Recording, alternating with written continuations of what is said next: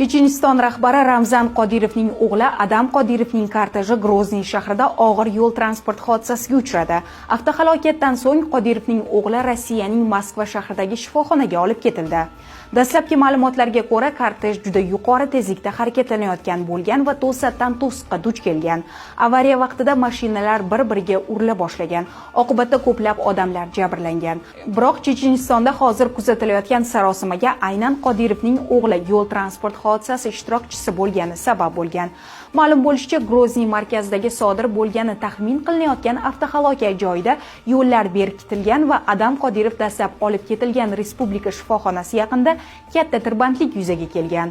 Shu bilan birga 16-yanvar kuni kechqurun Ramzan Qodirovning shaxsiy Airbus samolyoti Checheniston poytaxtidan Moskvaga yo'l olgan. Ba'zi manbalar mashinada chechen aralash yakkakurash jangchisi Hamzat Chimayev ham bo'lganini aytmoqda. Ijtimoiy tarmoqlarda Chimayevning halok bo'lgani haqida mish-mishlar tarqalmoqda, ammo hukumatga yaqin jamoat sahifalari Chimayevning vafot etgani haqidagi xabarlarni rad etgan. 31 yoshli sportchi hozirda Dubayda.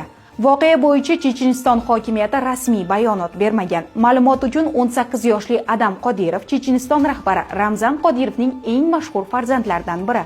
U Checheniston xavfsizlik kengashi kotibi va Respublika Ichki ishlar vazirligi kuratori hisoblanadi.